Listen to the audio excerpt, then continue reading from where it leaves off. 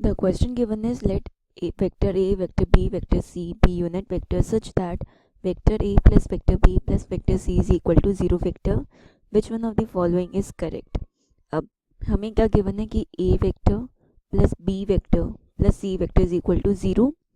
अब इसको हम क्रॉस मल्टीप्लाई, A 0 वेक्टर है, क्रॉस मल्टीप्लाई करते हैं A वेक्टर से, तो हमें मिलेगा A vector cross A vector plus B vector cross A vector plus C vector cross A vector is equal to 0 vector cross A vector. तो ये तो 0 होगा, 0 इसका माइनस लिख सकते हैं, minus of A vector cross B vector plus C vector cross A vector is equal to 0 vector.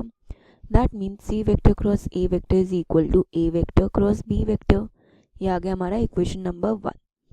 अब अगर हम देखें इसको अगर हम इस इक्वेशन को A vector plus B vector plus C vector is equal to 0 vector, इसको हम क्रॉस मल्टीप्लाई करते हैं B वेक्टर से, तो हमें मिलेगा A vector cross B vector plus B vector cross B vector plus C vector cross B vector is equal to 0 vector cross B vector. तो ये हो जाएगा A vector cross B vector plus 0 minus of B vector cross C vector is equal to 0 vector. That means A vector cross B vector is equal to B vector cross C vector. तो ये आ गया equation number 2.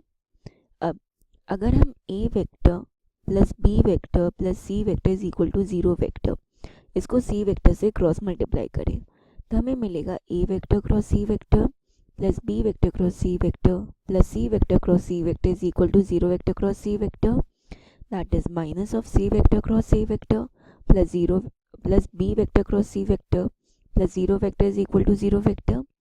That means B vector cross C vector is equal to C vector cross A vector. तो ये आ गया equation number 3. अब तीनों इक्वेशंस को कंपेयर करें तो हमें मिलेगा A vector cross B vector is equal to B vector cross C vector is equal to C vector cross A vector. और इन तीनों की कुछ वैल्यूज होंगी क्योंकि यूनिट वेक्टर्स हैं, तो और ये परपेंडिकुलर भी नहीं है, तो हम इसको लिख सकते हैं it is not equal to 0 vector. So this is our required equation. अगर हम इसको ऑप्शंस देखें तो option B is the correct answer.